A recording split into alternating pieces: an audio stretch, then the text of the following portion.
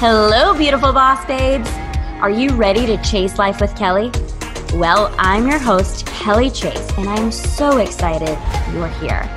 We are going to talk about all things love, dating, relationships, money mindset. We're going to dive deep into self-love, worthiness. I am going to bring on some incredibly empowering guests. We're going to have fun, we're going to laugh, and perhaps we're even going to shed some tears together. I am here to empower you, inspire you, and motivate you to create the life you crave. I am so excited for today's episode. Let's dive in.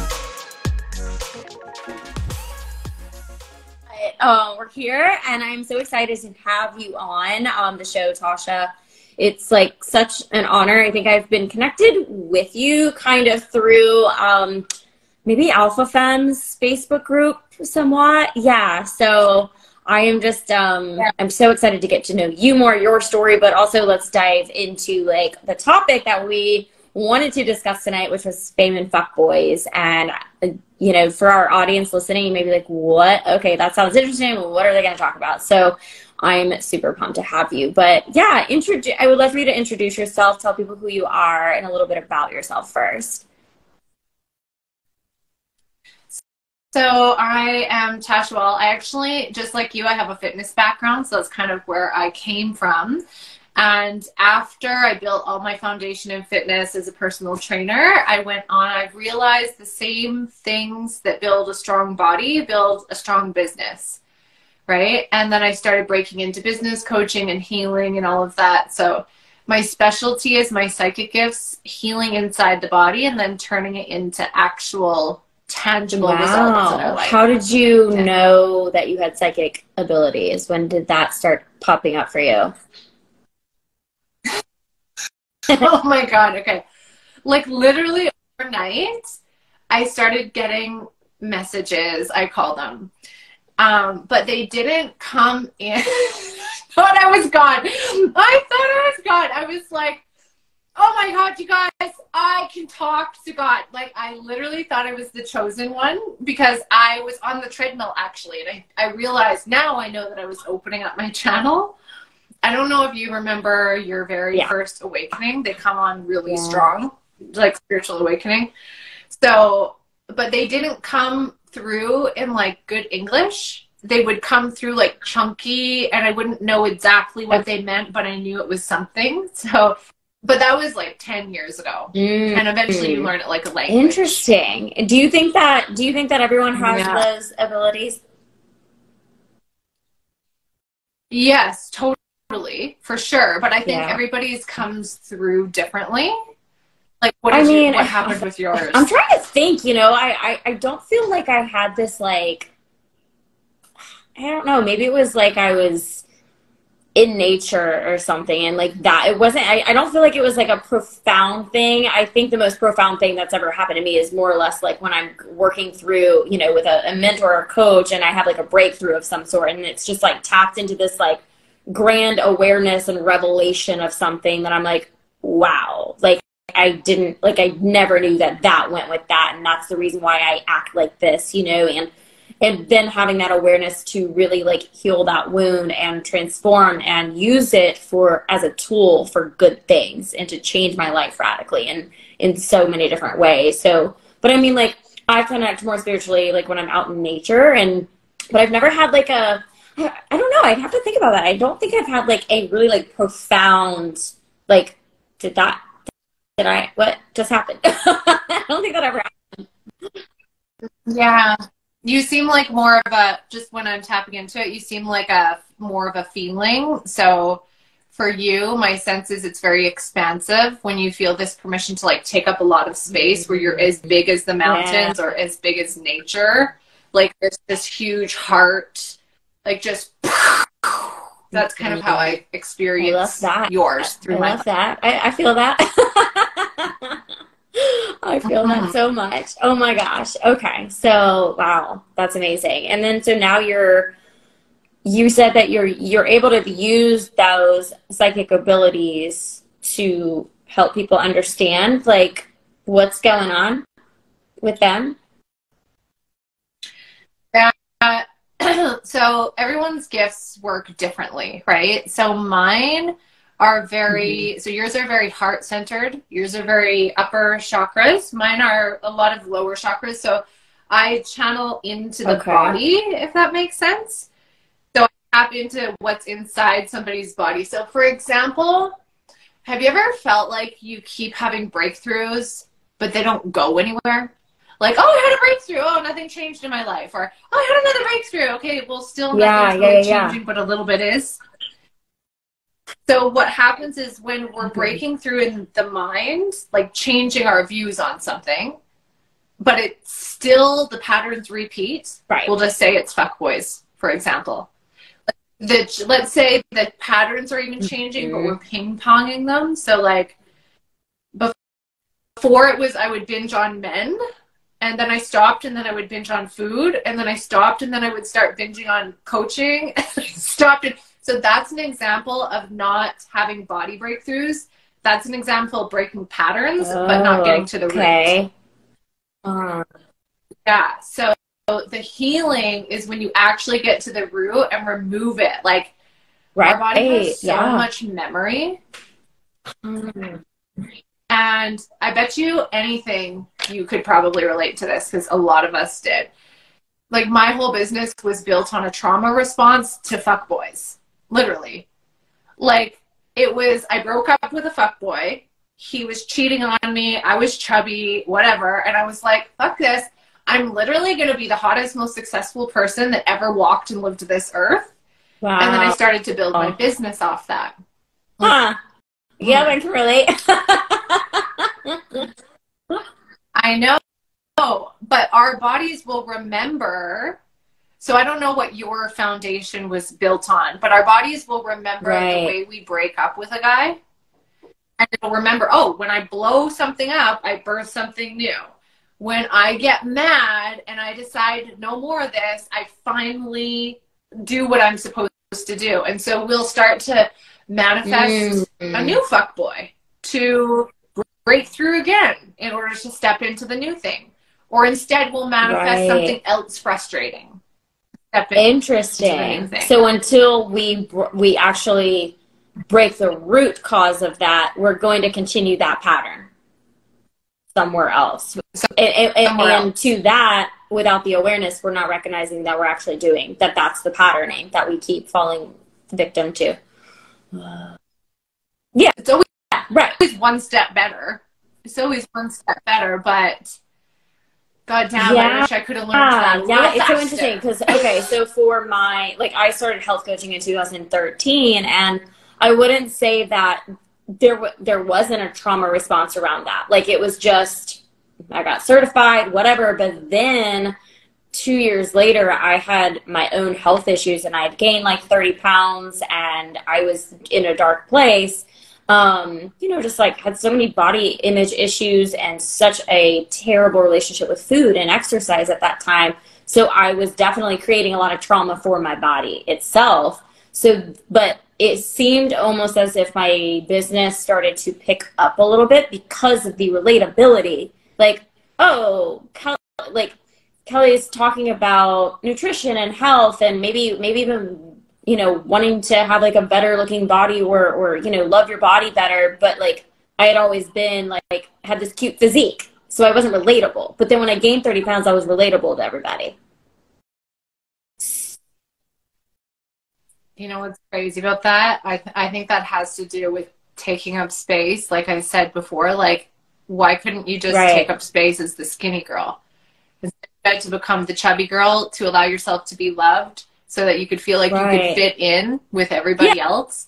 Yeah, I found my way back, for sure. Right? But it's just so interesting how, like, I don't know, like, was that kind of subconscious behind, I mean, granted, it was subconscious in the sense of, I mean, it was from a breakup as to why I did the things that I did that catapulted the weight gain to begin with. Like, it was a breakup.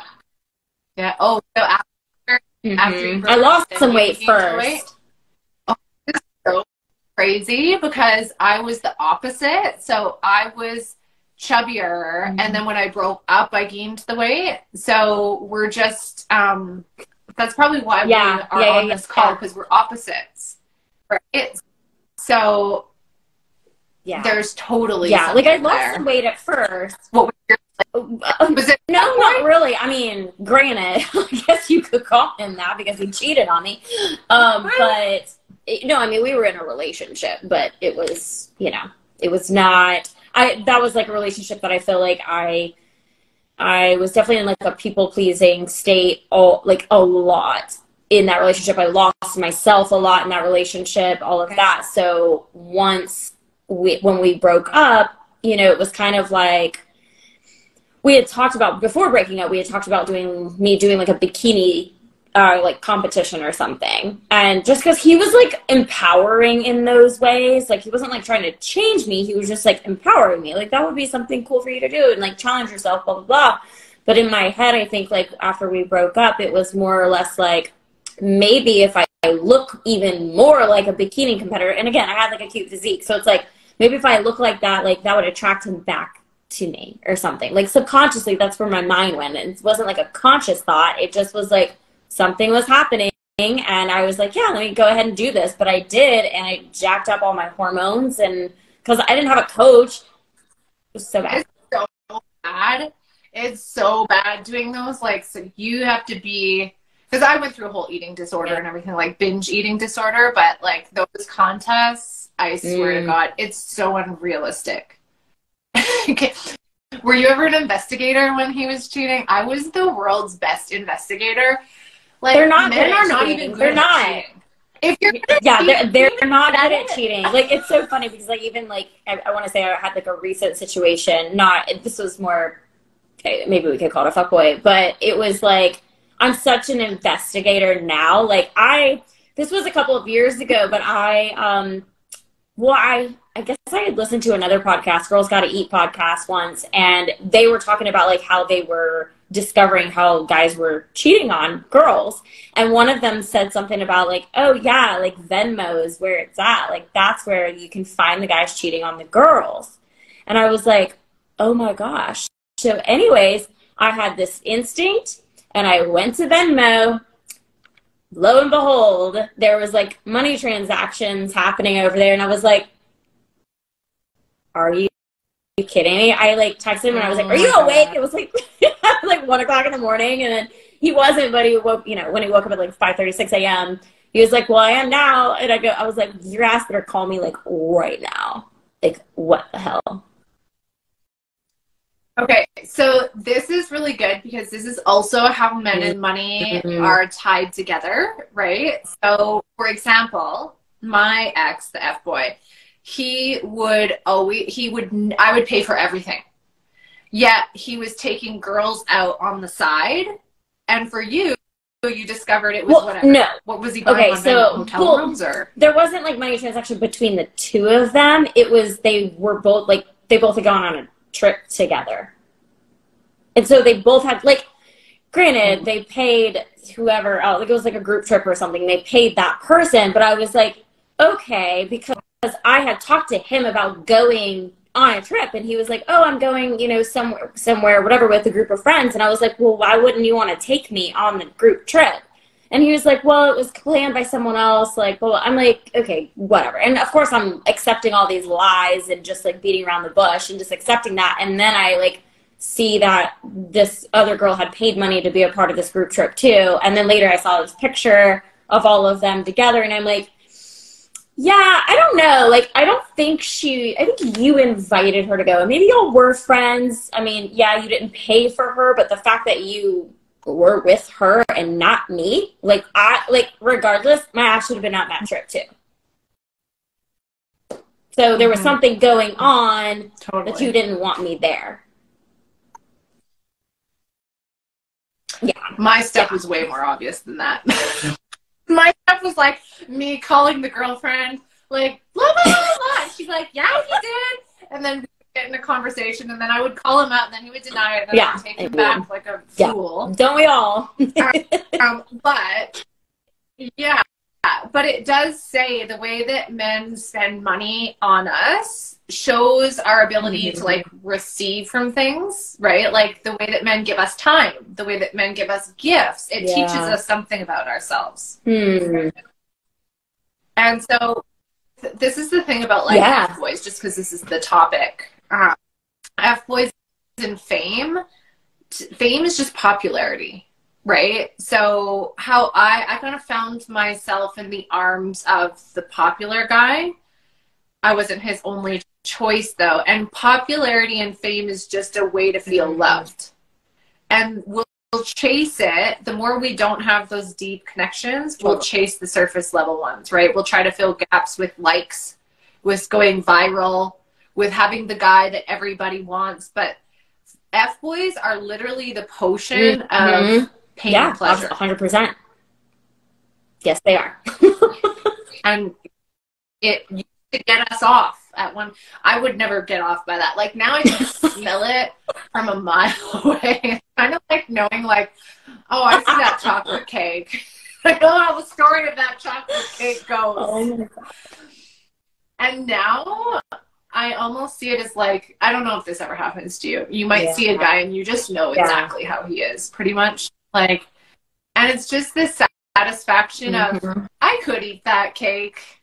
I know the story of that cake. Right, absolutely. Also, yeah, and I mean, I think just because of my, you know, my self-growth and healing that I've done over the last handful of years, you are absolutely right. I can spot that out. Like, I'm like, nah.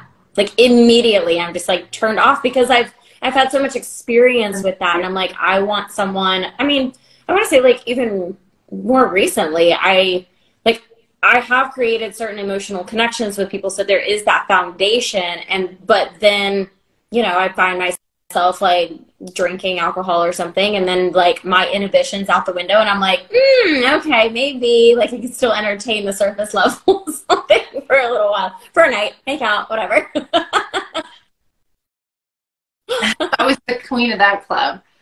Okay, so did you break up with, so you broke up with the guy who was like encouraging you to do fitness competitions, and then after you broke up with him? Yeah. It was like probably within a year later. I actually had lost, because obviously I'm going in a caloric deficit from cutting back and like eliminating food, because I like was training as if I was going to do a competition and started to eat the diet, you know, like chicken breast, sweet potatoes, whatever, you know, broccoli.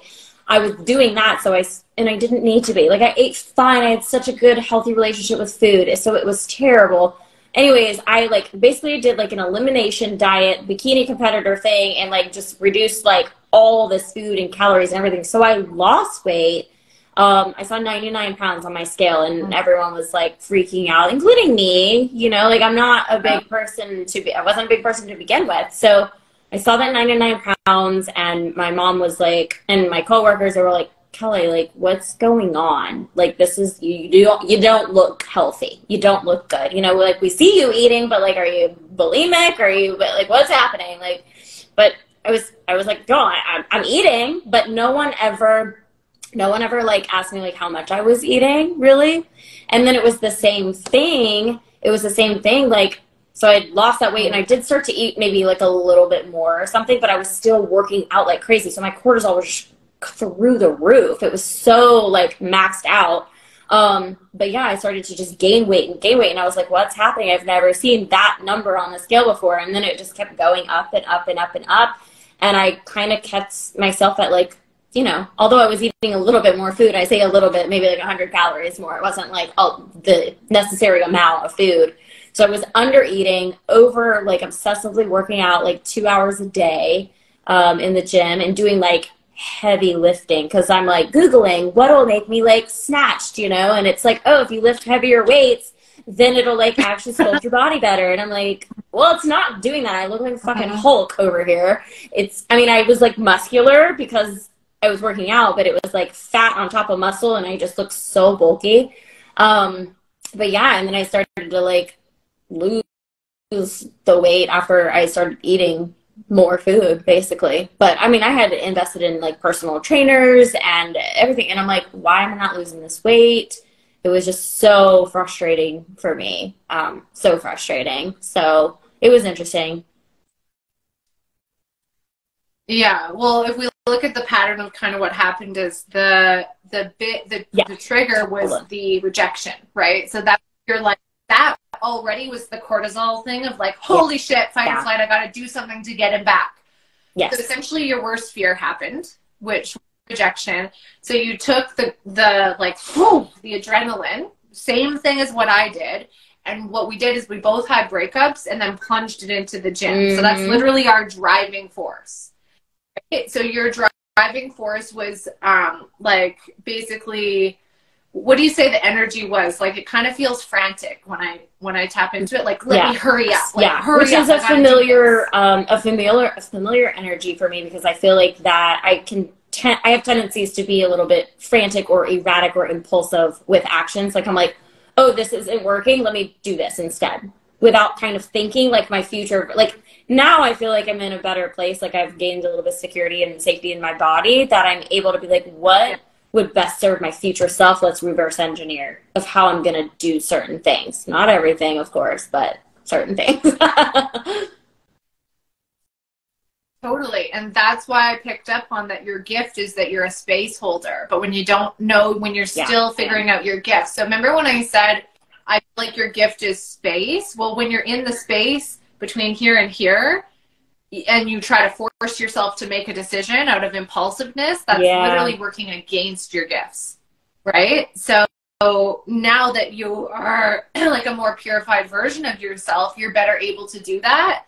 And it's going to be the most amazing gift, because what I see that you're meant here to do here is to help people go from A to B without the pressure and without the forcing and without the impulsiveness.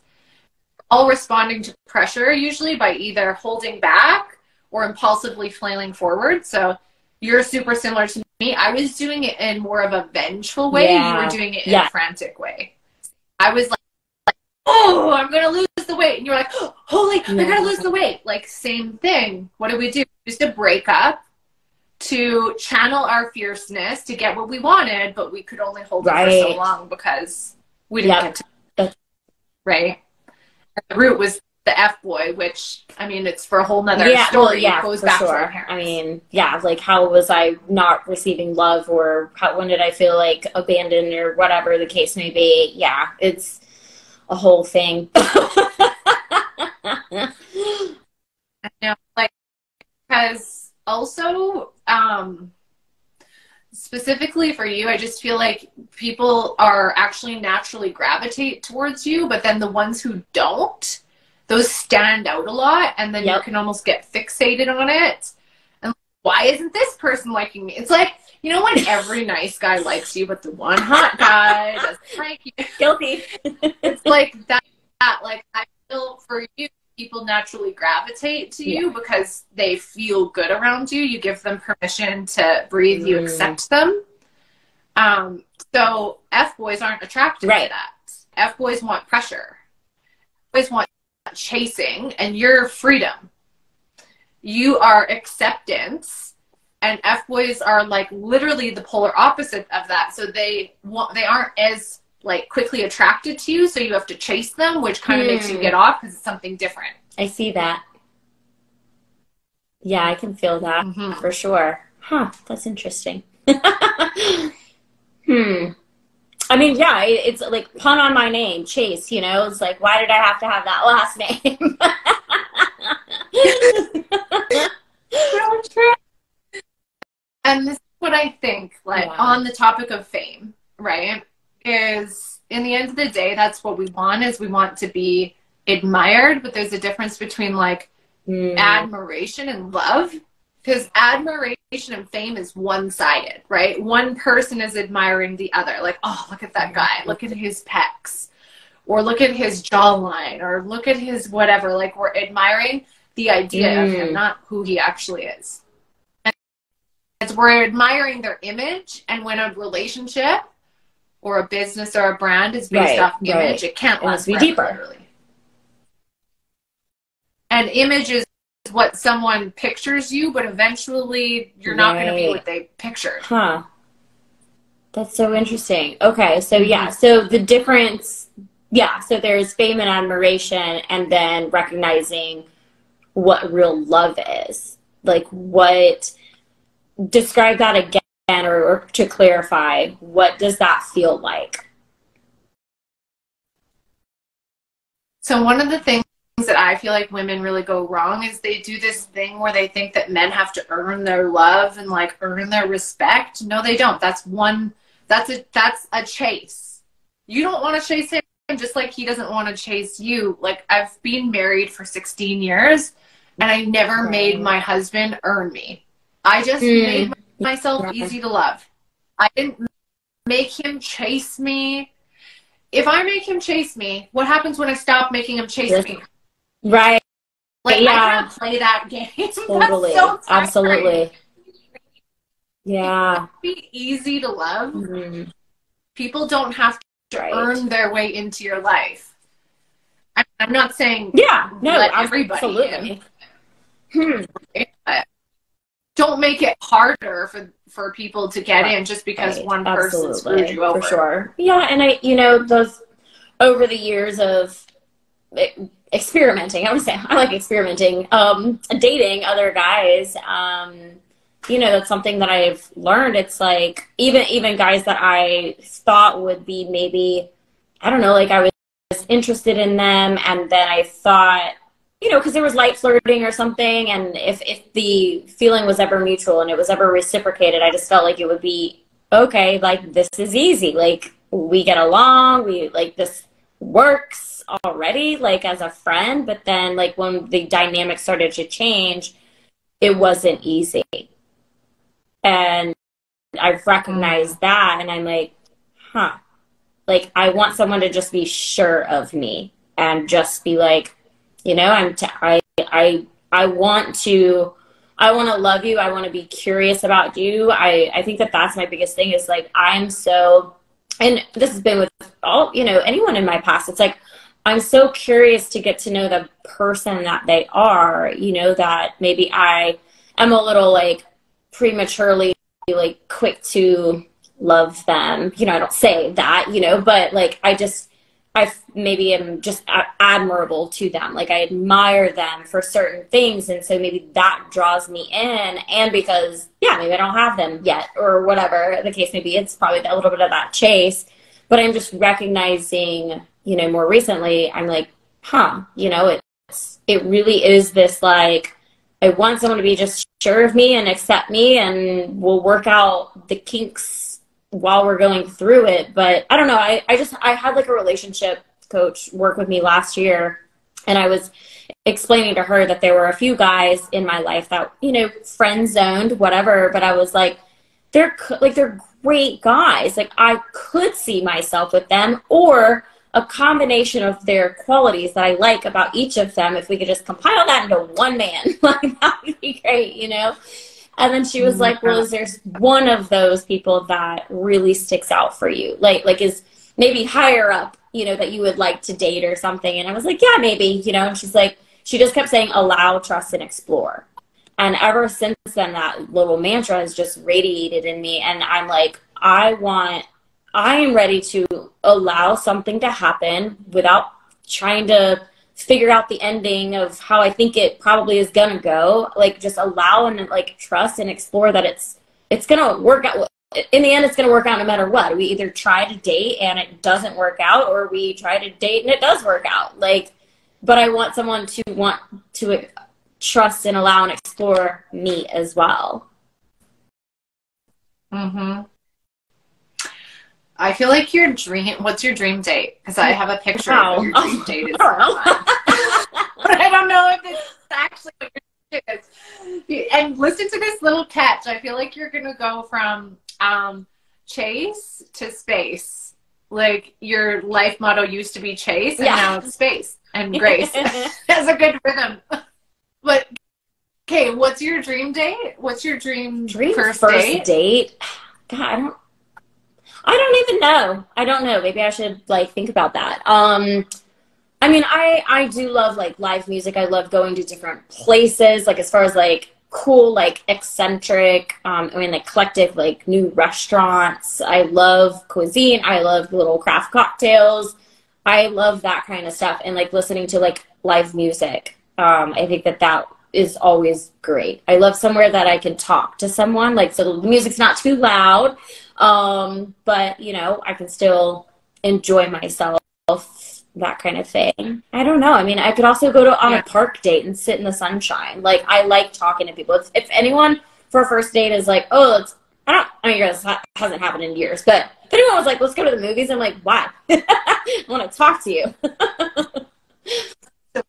Well, this is my thought is like the reason why you like the crowds and the music is because you can connect to the music and it elevates everything.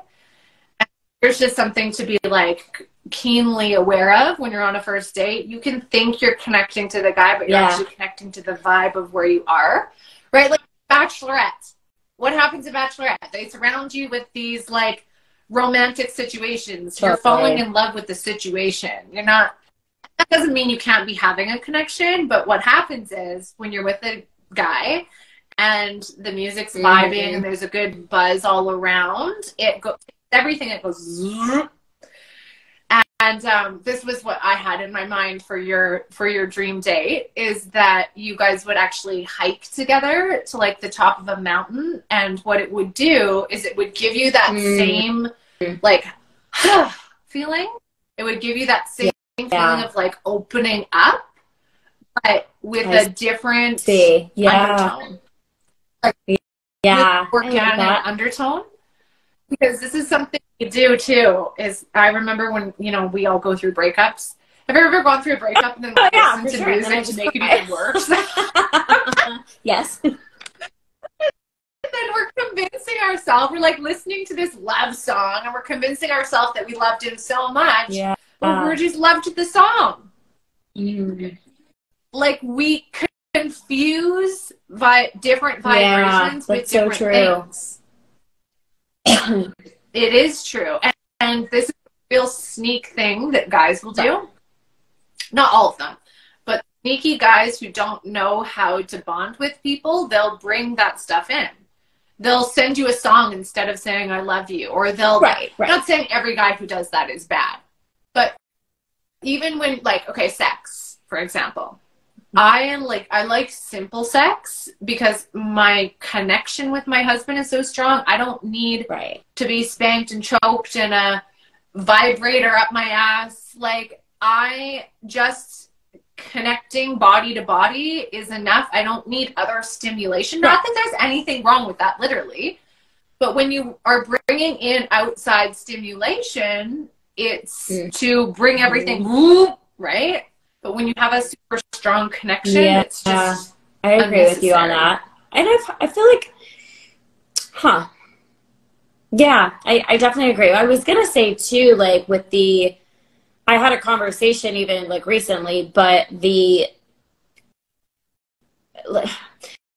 okay, so thinking about the like vibration and like the atmosphere, like a setting, however, I feel that, you know, for me, sometimes like, maybe I feel more of a connection with someone because I'm vulnerable. I'm like, you know, I wear my heart on my sleeve. Like I put things out there that maybe I shouldn't say as quickly, you know, and put my whole life story out there, right? But it's like, this is me. This is what you get. Like, okay, what do I have to wait until my 12th date to tell you about X, Y, and Z? No, let's put it on a table now. And like, if you like it, you like it. If you don't, you don't. Move on, right?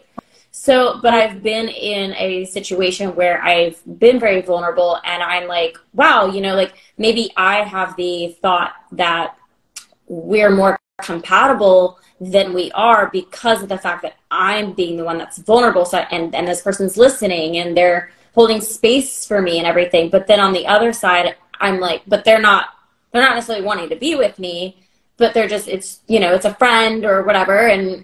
But I have feelings for that person. So it's like, I feel this deeper connection because I've created a story, an energy around us because of that. I don't know. Does that make sense? Yeah. When you talk out loud, it allows you to ground things in, right? Feelings, right? And when you're speaking about your feelings, it allows you to feel like it's solidifying something. And you're actually deepening your connection with yourself and your ability to speak up. And then the guy who was listening, you might get a little bit of love goggles for him because you've just had this really deep connection to like what you want. Like every man is getting you closer to what you want, right? Even if it's just a sounding board, I guess. But sometimes, and I don't know what the past is, it's like they might be feeling the same thing as you. You never know, just not expressing it. Some guys just aren't good at expressing it. And being willing to like go deep, you also get more out of it. 100%. You get hurt too sometimes. But I can't. But they don't walk away with anything. No, for sure. And you know, you would think that not to say I would learn my lesson, or that I would even feel jaded to like, you know, with guys that I'm going to date in the future, you know, that I've given my guys that I've dated in the past, that I've given my all to, and I've been very vulnerable with and shared personal stories with them, and then it not work out. You would think that I would feel emotionally like unsafe, and it would almost create like a trauma response, like moving forward, and then I would feel fearful to like put myself out there moving forward. But and maybe it's, you know, a testament to the work that I've done, again, to just be like, well, it's not like I'm going to continue to do that because that's who I am. Like, that's just who I am. And, you know, it stinks. It's disappointing. It's like a huge, like, bummer when the guy doesn't reciprocate those feelings. I mean, in any way. But it's like the more in touch that you are with yourself, I feel like, and you're expressing yourself on such a deep level, like you just said, it kind of leaves you open to even feel more pain at the end because you're like, damn it.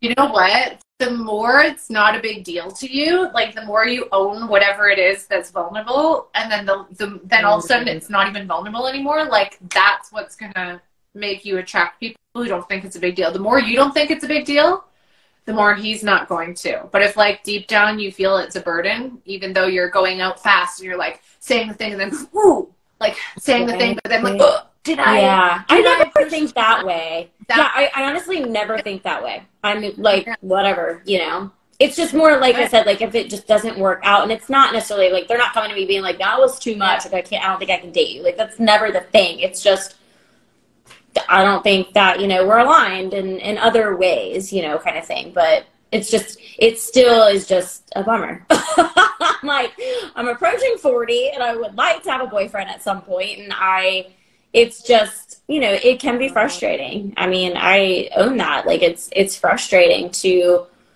keep going through the motions in a sense, but I'm not going to settle. You can literally tap into your soulmate right now. He has a scruffy beard. I love those kinds, guys. He's like stocky and thick, and he has a gruffy beard, and he's sort of outdoorsy. He's not like super granola, but he's like woodsy. He has strong hands. Like you can tap into him right anytime. You could ask him, "Hey, are you coming over anytime How do I soon? do this? What do you? What's happening? Well, okay. So first thing, if you can like start asking your guides to, and anyone can do this.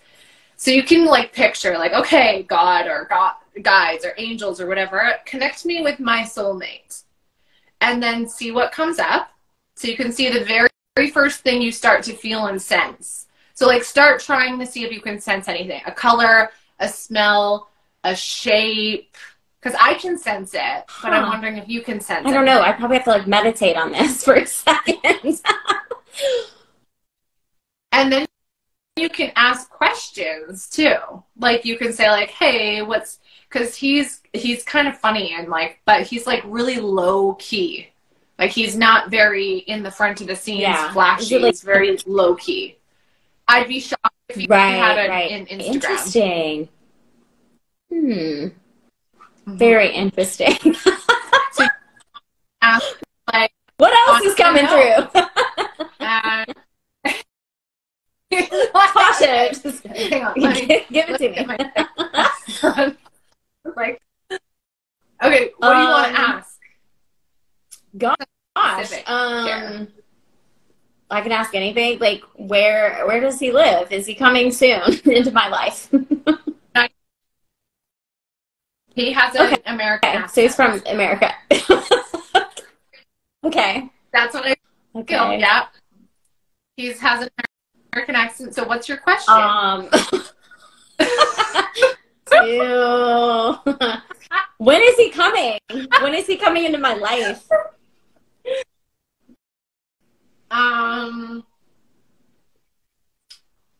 So he's saying something about when you learn to appreciate time and space. That's such an annoying answer. He's already annoying me. But God, be more specific. He's like, okay, so here's something that you can try. Okay, first connect to his soul. It's yellow. His soul is yellow. So I want you to connect to his soul and like start doing anything to connect it. Like start smelling it. Try that. And tell me if you start to smell any different senses. Because I smell citrus, but I want you to keep using your spiritual nose to smell it. Sturdiness, dirt,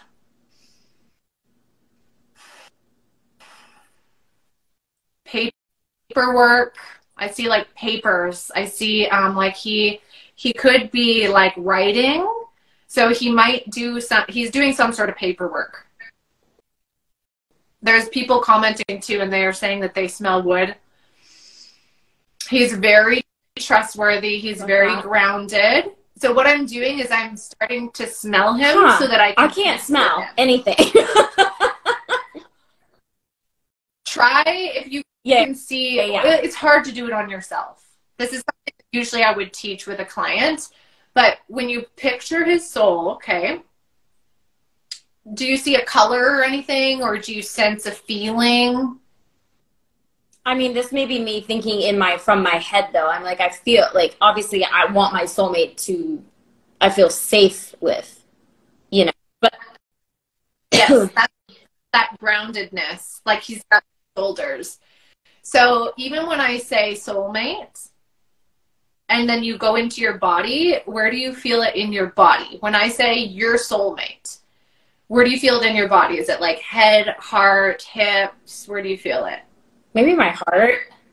And yeah. Heart. And then not the thought, not the emotion. What is the feeling in the heart, behind the skin? So like cold, warm, liquidy, fiery, rigid, soft. What's the feeling? Soulmate in my heart. It feels maybe warm and rigid. Yeah, it's warm for sure. It's a little bit rigid. So I want you to focus on the warm feeling. So what I'm helping you do right now is connect to your soulmate. Okay, so we're connecting to him and we're feeling him inside of us past the constraints of how old is he? How much money does he have? Does he have kids? Okay. Those things that block us. And so the warmness, okay, keep focusing on it inside your heart. And it's starting to like feel leaky, like it's starting to sort of drip. Keep focusing on it, on the warmness until it changes. And this will be our breakthrough to getting closer to him. So let me know when you focus on the warmness if it changes to anything. And you'll notice too that sometimes people will tell me like, I feel nothing. That's true. But nothing so is something. Like nothing feels stagnant. Nothing can feel like air. Nothing can feel like space. Nothing can feel like, you know. So what you're doing here, and I can tell that it's like maybe a little bit of a, it is a little bit of a struggle, but you'll be able to do it. And this is what my thought is. I think that you're finding your soulmate in your head. And if you can connect with it in your body. I think that's why I'm like, maybe I need to like meditate first and like get like really like grounded myself, and then I would be able to like tap into it more. Totally. Mm-hmm.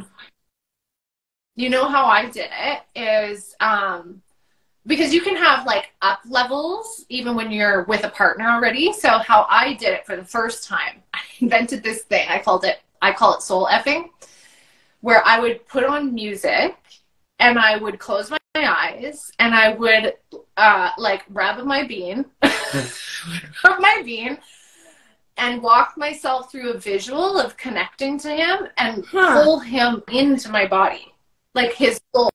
Like I would literally pull his soul in my vagina. Like I would fuck his soul, and that like what?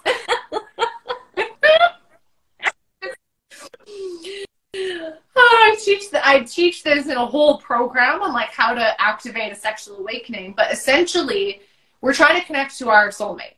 We can connect to his soul right now, literally. So the faster you connect to his soul and hold the connection, the faster he'll come into your life. Because like he's standing behind you right now, putting his arms around your shoulders like this.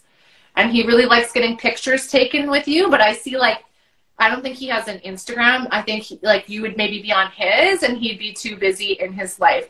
I wouldn't be surprised if he did something with wood. Have I met this person before? Is this like, no.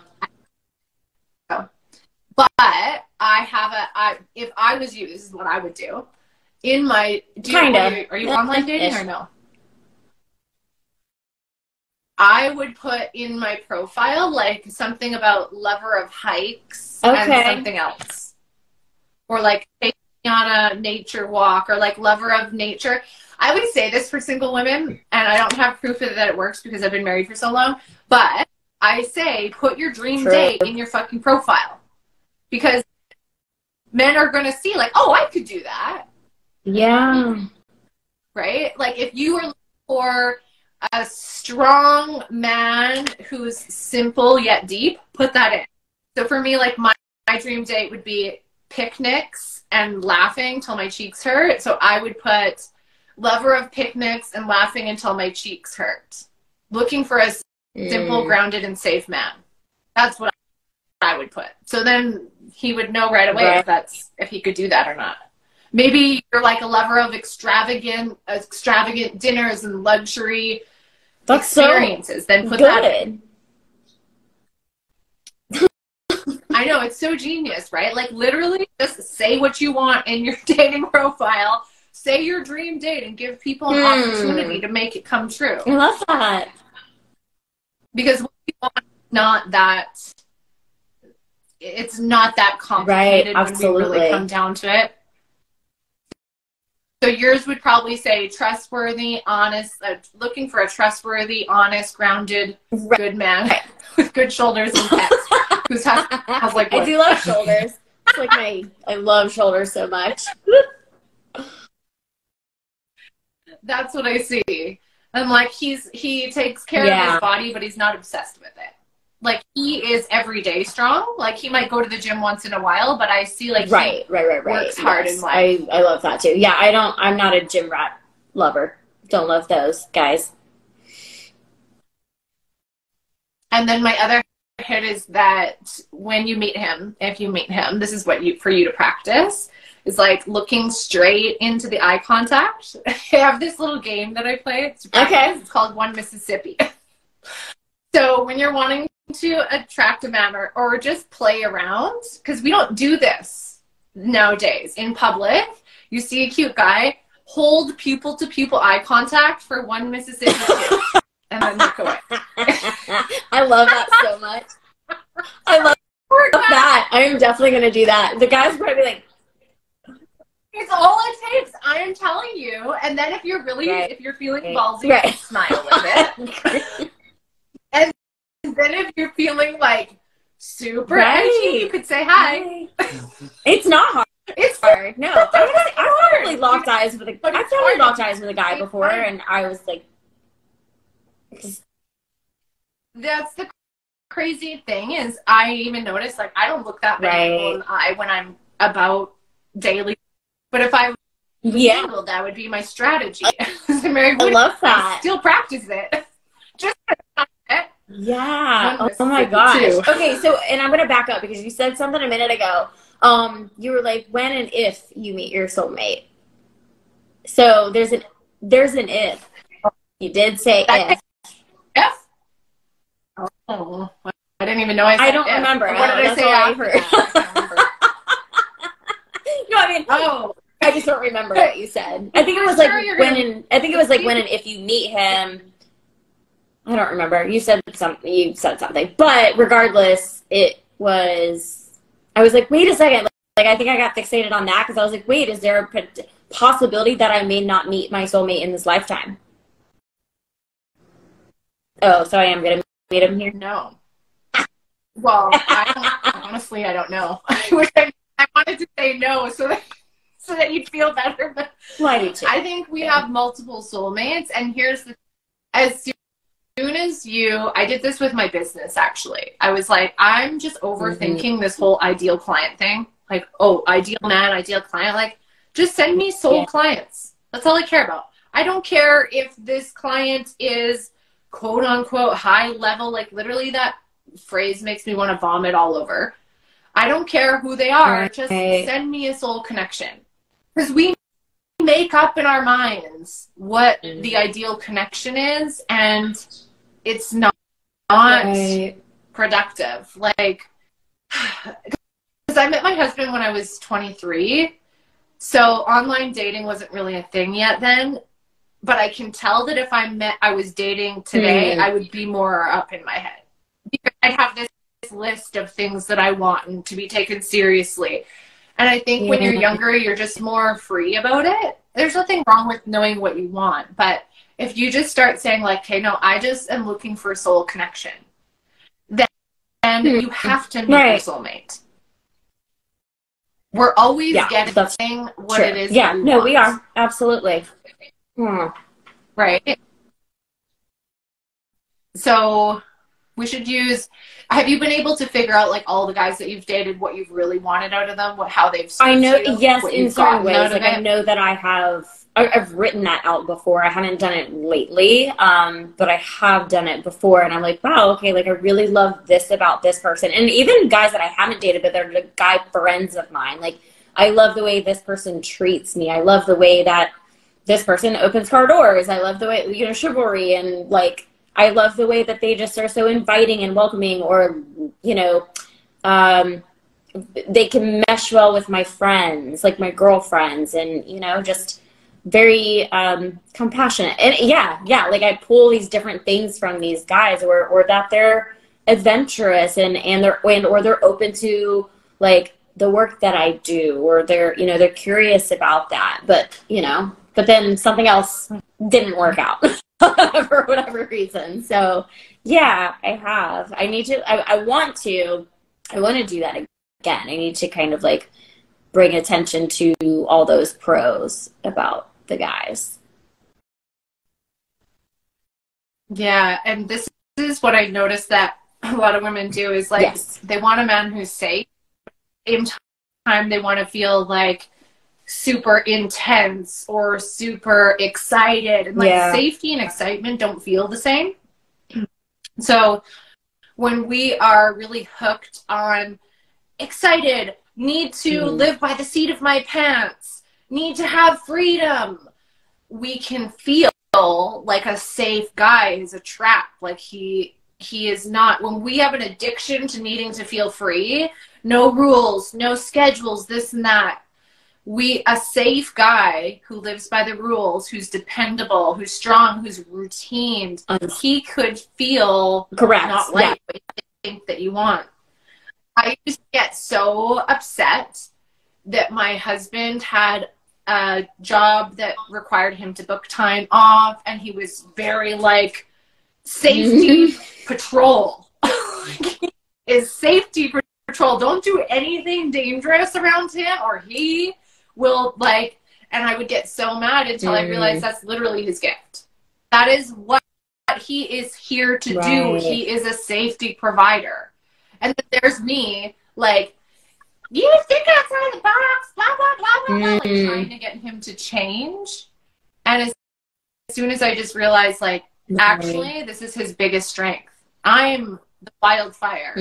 He's the safety. So that's just something cool, because when you meet this guy, he's going to feel like locked in. It's going to feel like a lockedness, and he's going to have a gentle eyes. But there's going to be like it's almost like the eye connection. That's how you'll really know, when you really, the eye connection and the locked in. How I would express it is you feel it in him in your hips and your heart. Right. So the heart is like the idea of the guy. Yeah. Do you know what I mean? Like, we can meet a guy who is a great idea and everything that we dreamed of, but he's not what we actually need. So a dreamy guy could be like someone who's really creative and loves to talk to you about your ideas and this and that, but he has maybe no financial stability. Right? So I feel like you're really connected to the heart chakras. So you really like people that you can talk with, be very open with. And so you might attract those people, but then they're missing they're missing that like depth or that solidness. Well, I think it's that and the consistency, I think, is what is missing for me. Is like, I meet those people and again, I'm vulnerable and open with them. I share things and it's great and they're receptive and they're open and they're holding space for me, and that's very connecting for me. And I'm like, oh my God, we have such a connection, you know, I love it. And maybe they share things with me too, but then it's the consistency of them showing up, not always necessarily in that way, but just showing up in general. And it's just that part has been frustrating in a sense. It's like, wow, we have such a connection, don't you see it? Like, why aren't you wanting to take me on more dates? Why aren't you wanting to be with me? Why aren't you, like, that's the thing. And so then it taps into, I mean, granted, this is stuff I continue to work on, but then it taps into, you know, my deep-rooted story of what's wrong with me. Like, oh, what's wrong with me? They're not choosing me, you know, like, and it's never, like I said, it's never something like I think about, oh, did I say something wrong? It's just like, what, like, where's the disconnect? Did they not feel the same thing I was feeling? Why don't they? I don't know. Have you ever asked? Why aren't you why aren't you texting back? No, I know. You should. I mean, I guess I have with like one guy, like, what's up? I don't know. I did ask recently a guy. I said, you know, I feel like we've always like had like some type of like attraction to one another, but we've never dated, and you've never asked me on a date. Like, why? Yeah, I asked that. Good for you. I know. You literally do that all the time. Like, just whatever you would wonder about with your girlfriends, just like straight up. Oh, yeah. And this was in person. This was face to face. I was like, obviously there's something between us. Like, what? Like, are you gonna act on it, or are you just gonna keep giving me goo eyes? You know, he was like, yeah, I think years ago, like I said, I mean, I've like kind of this guy for a while, but years ago he was like, well, I was distracted back then. He's like, now I don't know. Like, I mean, but every time I, you know, like basically every time I see you, yeah, I light up and I, you know, I love being around you and stuff. He's like, I just hadn't thought about it, I guess. And I was like, well, think about it. Let you know. Put it out there. That's exactly how I think you should be with everybody. Like, that feels like that was so authentic. And, like, I feel like you were in the vibe of you had nothing to lose, who cares? And you really it feels like you were kind of nonchalant. Yeah. But it's fucking funny. It's so funny. See, if things could just be really funny, you could have, like, Chase Kelly dating diaries. Do you already do that? That would be so interesting. Oh, yeah. Oh, yeah. It's funny, though, because I feel like I don't have a lot of dating stories. I don't go on a lot of dates. I've never been that way. I've never been, like, a serial dater, not even, like, I just don't. Like, I think I've been on maybe 1 or 2 dates in the whole last year. I mean, I've hung out with guys, and I've been fucking around, but outside of that, like, as far as, like, dates, it's only been, like, a couple. So... This is what you should do. I know what you should do. You should figure out someone you would want to go on a date with and then invite them on your podcast as a sneak date. Oh my God. Be like, do it. Pretend it's about something else, but really it's an interview to Oh see my if you God, want to that's date him. hilarious. Would you ever do it? Who should we Oh, do? I don't know. I mean, yeah, I would do that. I think that would be hilarious. But and would at the end be like, oh, thanks, this is actually a date. I never No, you never tell. You never tell. And hopefully Oh my he never gosh. watches this episode. And then once you've decided, because here's the thing, he's just coming on your podcast to talk. Now there's no weirdness about Right. being Yes. potentially being a date. Right? It's a good excuse to interview successful people who have a story to tell. And you can monetize it in your business, and it gives you, like, he's coming into it knowing you're going to go deep. He's coming into it for a good combo, and you have nothing to lose because if you don't like him, who cares? Now we gotta figure out and everyone listening, everyone watching, send me some DMs and request a dude to come on. Take an application. Now taking applications. You can have your own show.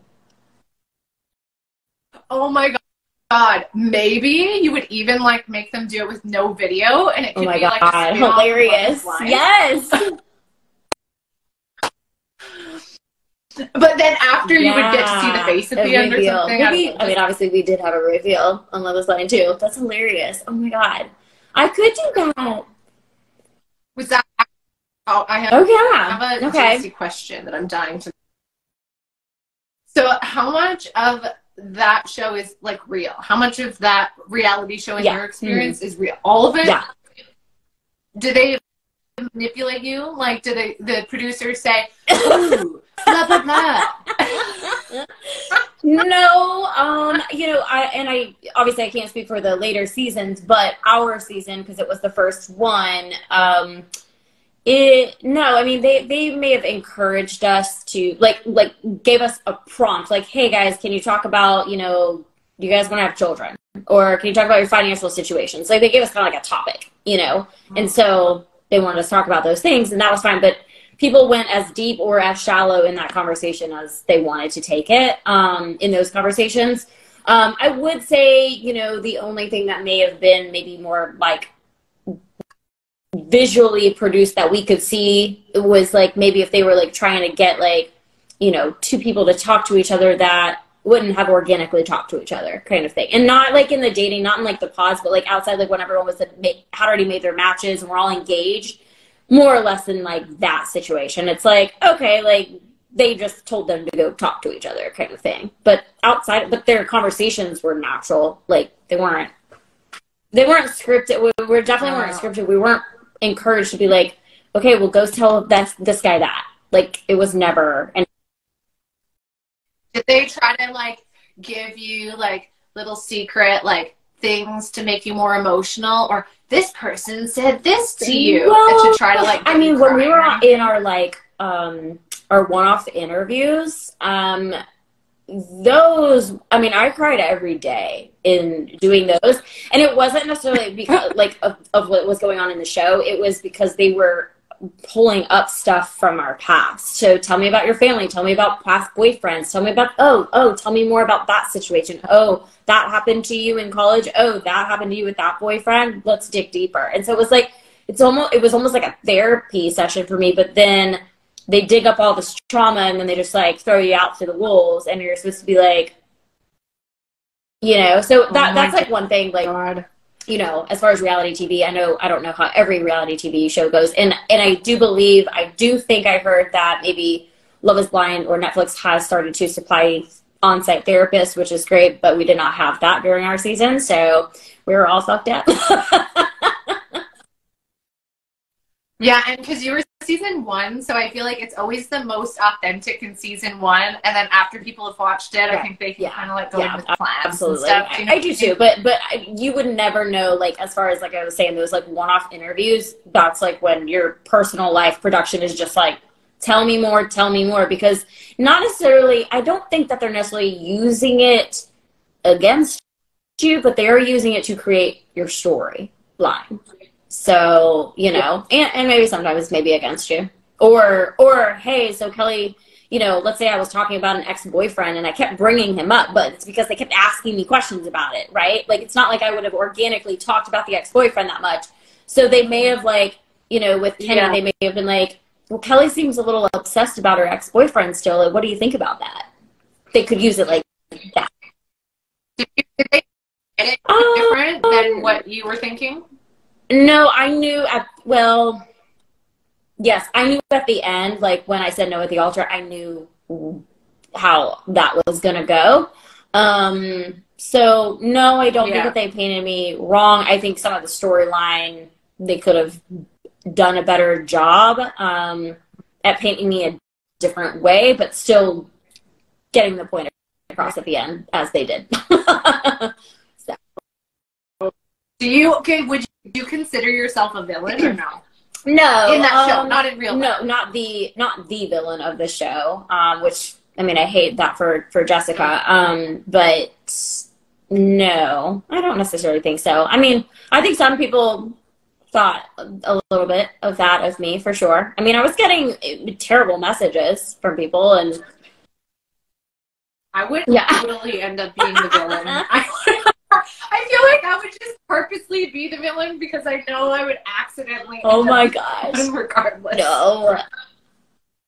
I moment though, you're always going to be, and that's what I've realized is like if you don't tell someone your story, they're just going to make one up about you. Absolutely. It's so true. I had a question for you. I wrote down earlier. Hold on, let me find it. Oh, maybe we did talk about this a little bit already, but I wanted to kind of like circle back to what does that, is it different for everybody as far as like that real love feeling? Like, how do you know when I've had people ask me this before, like, how do you know when you've found the person? Like, what does real love feel like? Yeah, it evolves. So like, for me, it wasn't like automatic, I'm in love. And if he doesn't know, I have my own friend. Never watches this. So I feel like it started off as a mutual respect. Like I text you, you text me back. Immediate. Boom, boom. And then the trustworthiness, like it was just fucking easy. We've had evolution. So we've been together 16 years, and we just over the last 2 years had a huge breakthrough where we actually started to form a real soul connection. That sounds crazy that we were just doing it 16 years later. And it's not like our souls weren't connecting in the first place, but when you're in a partnership that's trustworthy, it feels very much like this, like you guys are together. When you're in a soul connection, it feels like you're this, like you're one. So in our marriage, I think our biggest breakthrough was when we were doing things side by side and we had a mutual respect for one another. And it's like the same values. It's common human decency for crying out loud. Do you know what I mean? Like, anyways, for a long time, I felt like we were side by side and we would conquer and divide. Okay, you do this, I do this, and we work as a team. But we would often conflict and like get in like big blow up fights about certain things. We're both alpha, so we would get in yelling fights when it came to conflicts. When you're in love and when it's healthy, you just move through it quickly. Do you know what I mean? Hang on to it. And I think it's because he just makes a joke after, and then I have to lie, but like I'm mad, but then my body laughs on default, and then we just move on. So it's like you still have the conflicts, you move on faster, but when you have a soul connection, it's you're one, and there's an us, not what can I do for you? What can you do? I love that. That was a big thing for us. What if there's anyone listening who, you know, maybe have gotten out of a relationship recently, they're maybe grieving, you know, maybe there's a little like, you know, still pining, a little holding on to, what do you say to that as far as like you know, like we all want to, you know, we obviously all have to grieve, but like going through that healing process, and we can't rush the healing process. I know, I mean, I've been around this for a while, but how to allow ourselves to maybe work through it faster, and you know, hold that idea that, wow, but there, and the excitement that, wow, but like as soon as I get through this, like my person is like coming faster, like they can come in kind of thing. So it's like, how can they shift that from that like just heavy grief and like holding on to and hoping that person would come back around, you know, that kind of thing, to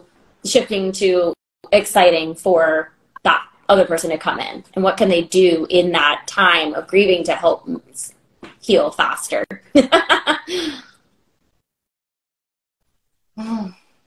Whatever you are craving from the guy is what you're craving from yourself. So if you want him to come back around, it's actually you're wanting yourself to come back around. And I know this sounds so surface level, but do a photo shoot, get some hot clothes, get your makeup done. Remember who the hell you are. Remember how hot you are. Put some eyelashes on, full face of makeup. Stop walking around in your joggers and your hoodie. Yeah, right. Like, do that sometimes. Yeah, it does. Makes you feel worse, literally. And you take all that dead energy and bring it back to life with yourself. Stop cycling through the good memories and the peaks. Like, we'll focus on the highlights instead of looking at what's the actual reality. I, like I said, I know how shallow this is, but the hotter you feel, the faster you move on. It's true. Yeah. A good night of twerking. You have no idea what a good night of twerking will do. Like, what's your dream? This is my dream girls' day. Okay. Coordinating outfits. Like, I feel like you would totally do this. If I was hanging out with you, I would make you dress up like Spice Girls. I would make you be Ginger Spice. I would be whatever other Spice Girl.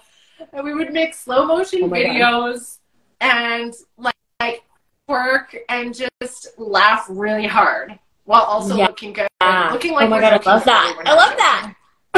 I would. Well, I'm also very easily entertained, so that's like something else that like any guy, not any guy, but like the right guy for me is like literally we could like sit and build a fort in my living room and I would be like the happiest camper. Like,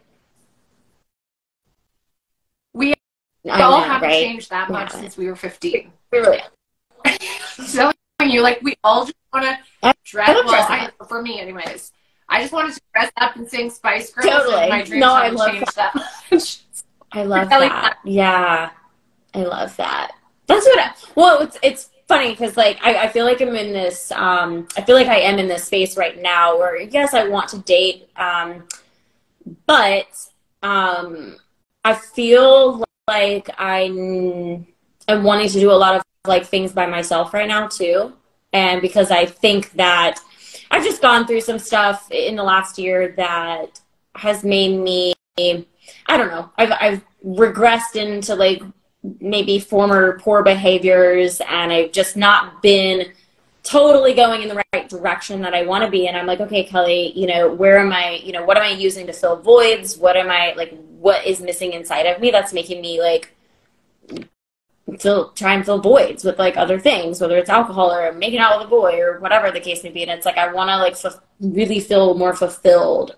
So I've just been like getting on Google and you know researching different events here in Atlanta for me to just go to by myself. Like I really don't like I remember being in this place in 2018 where I hadn't dated anyone for a while, and it was before we filmed Love Is Blind, and I was just like I was doing so many things by myself because I didn't want to just go with anyone. I wanted to go with like my person, but that person didn't exist yet in my life. So I was like forcing myself to just do things alone, whether it's solo dates, go to dinner by myself or go to a museum by myself, work out by myself, workshop by myself. Like everything was by myself, and it was amazing. I did feel lonely though in times, but it challenged me and it grew me a lot. So I almost feel like I'm in that place again where I like need to do that again for myself.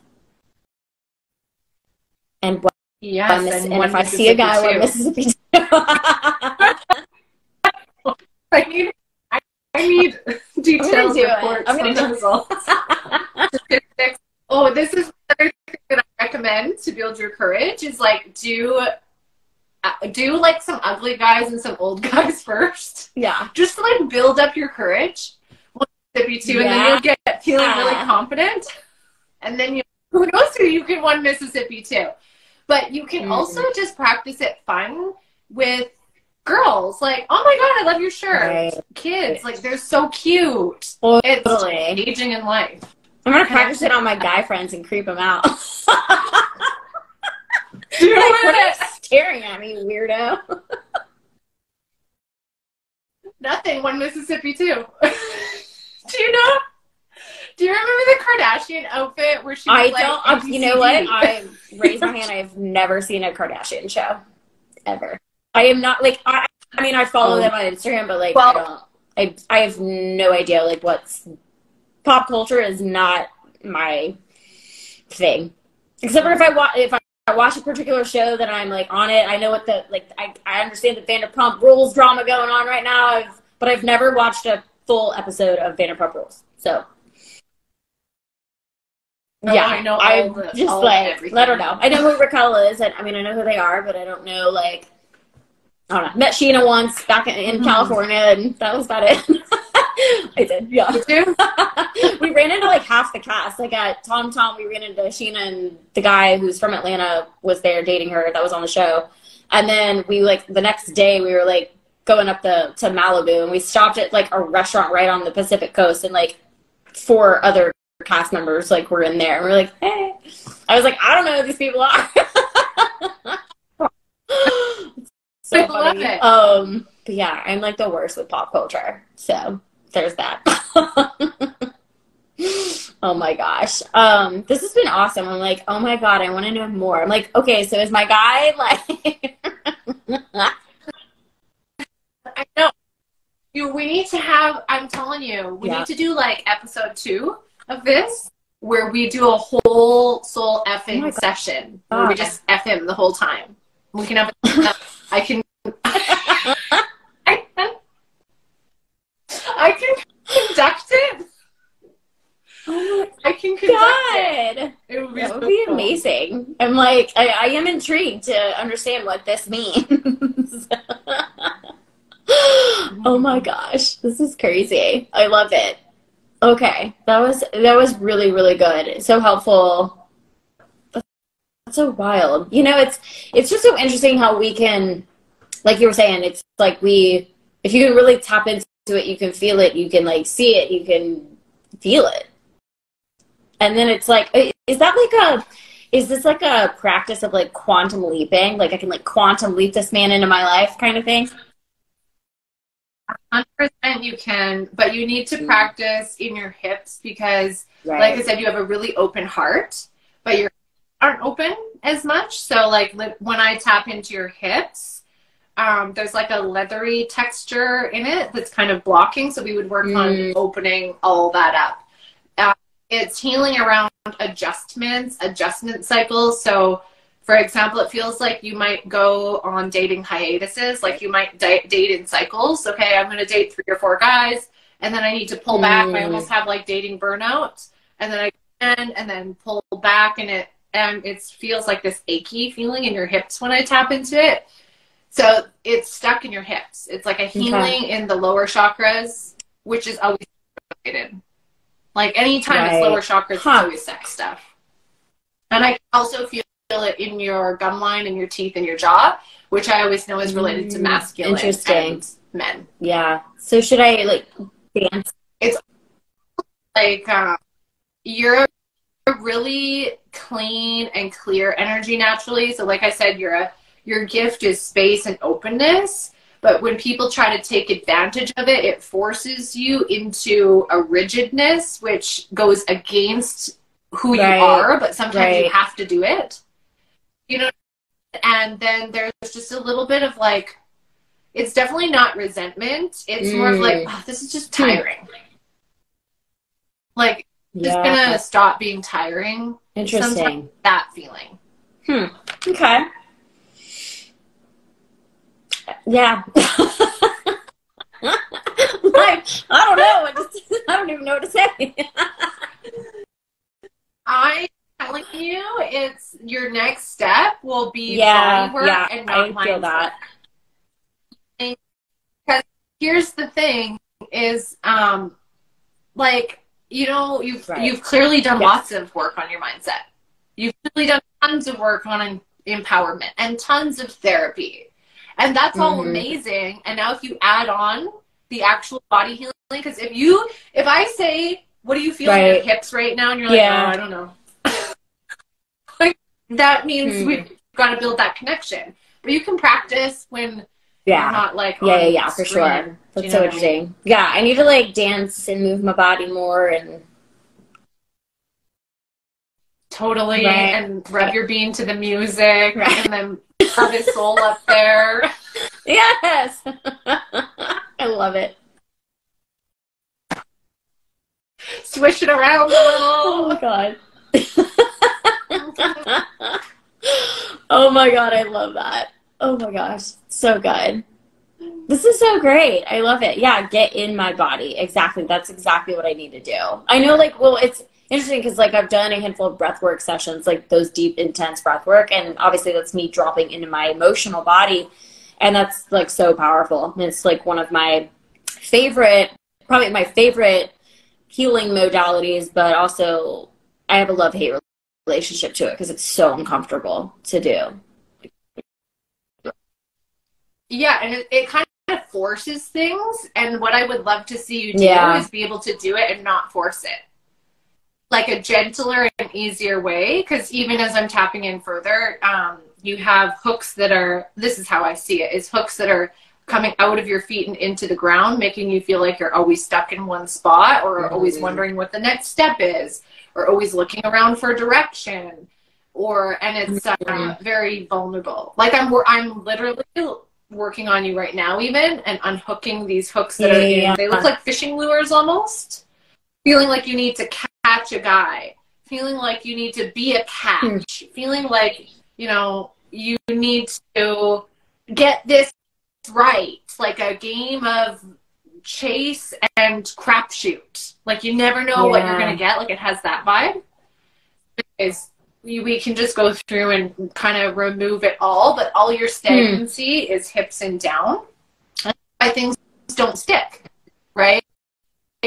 Consistency, dependability, trust, follow through, those are all like your sacral chakra.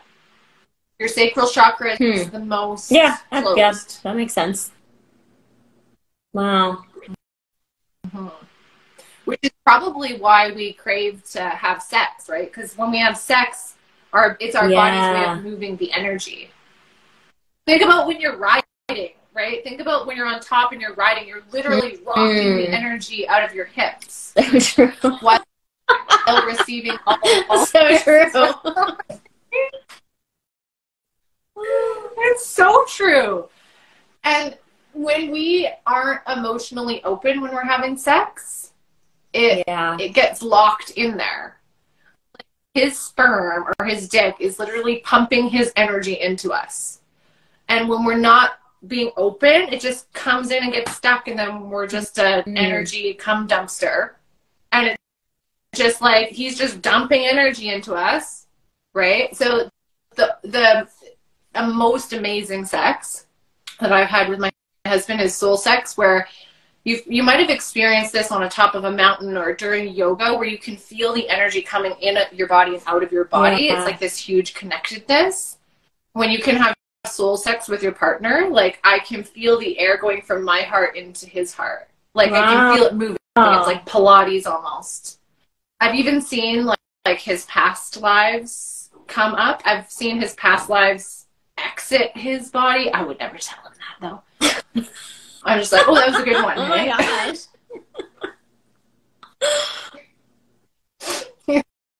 Over time, he's gotten more spiritual. Like, he's Yeah. not super spiritual. I used to not say he was, but I made him do the thing where you smell. Like, smell my heart. I like spiritually smell my heart. And he was like, it smells like bread.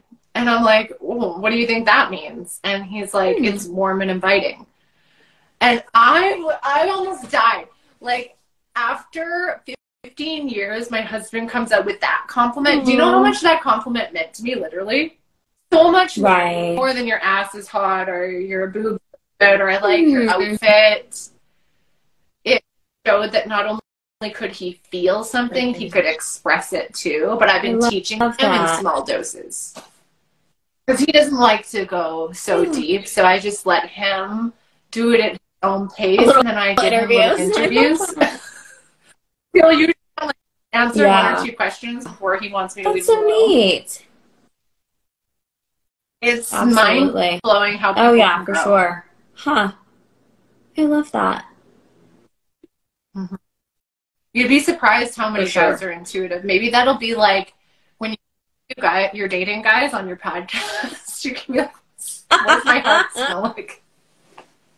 What does my heart smell like? Smell it. Oh my god, that's hilarious. Yeah, I'm really gonna have to, maybe I'm gonna date guys on my podcast. I'm gonna, for real, anyone listening, send me some recommendations, and so I can check boys out. Just send me people. One time I was having a lot of like anxiety, and I was like, Richard, tell me what you feel in my heart. Tap in. And he was like, fire and water, like you're sad and mad at the same time. What you're feeling. And it was exactly how I felt. I was men have that's what they're good at. They're very simple, and they're very like, it was funny, I wasn't talking to someone for like, I don't know, I guess it was like close to like 90 days or something, but like I had talked to him, and I was like just putting up like a boundary, like we need to like cut off whatever we are doing, we need to cut it off. And I was like, I don't know, like it's like 60, 90 days, I don't know, it could be like 3 years, I don't know. But anyways, he heard the like 60, 90 days, and it was like literally like 88 days, and he like texted me, and I was like, like we're like talking, like then we like talk on the phone or whatever, but I was like, he goes, well, it's been like, if it's over 60 days, he's like, so I thought we were like good to talk. And I was like, that was like I was just spewing out the mouth, like I was just talking, I was just giving an example in a sense. And he goes, Kelly, we're very like simple, like you tell us one thing, like that's what goes in our head. And I was like, okay, well then I guess I should have been like, don't call me unless you want to like fucking propose to me. Like that's what I was meaning. Don't call me and interfere in my life. Day 88, he's like, did you change your mind yet? I'm like, Jesus Christ. That would be funny. Kelly's Diaries, whatever you want to call it. That would be funny. That's what I should do. I should just like turn all my dating stuff into comedy. Because it's not even funny. It's not funny, but I make it funny because of how I say it back, I guess. But it's not funny. It's probably like there's probably like a deep-rooted like anger, frustration behind that too. It's funny. I know. It's happening to everybody else. Yeah. No, absolutely. I know. And this is what I've realized is if healing can be like, you've probably done so much of the deep work, and it's not that we don't want to do that, but what if healing could be super fun too? Like what if you didn't have to heal anything for him to come in? Yeah. What if he could come in right now? It's true. We gotta just surrender. Yes. Oh my gosh. Okay. Well, yeah, we'll probably have to do a part 2 because this was fabulous. Thank you so much for being a guest on my podcast and, just sharing all of that goodness. I mean, I definitely understand why you're so good at what you do. Like I'm so I'm so interested and like intrigued. I'm like, wait, what just happened? I was not expecting any of this conversation to happen. I know. Yeah, Can't me wait to too. see what happens in your hips. Hips don't lie. That's right. Don't lie. Oh my gosh. Thank you everyone for tuning in. But yeah, tell everyone where we can find you too. I am at Tash Wall Fits on Instagram, and my website is tashawall.com. Okay, amazing. And are you offering anything? Do you want to put out a little something? Well, you know, on the topic of F-boys and men and soul effing and hips energy, my signature program for that is called Exhale. So it teaches women how to activate a sexual awakening, like increase sex drive, and also stop attracting blow-ups in their life, like no more breaking up in order to move forward, and back the money. So it teaches the connection between sex and men and money, and how to like monetize your healing. Not only how to like heal it, but then make bank off it. Oh, I love that. Ooh, that's a good one.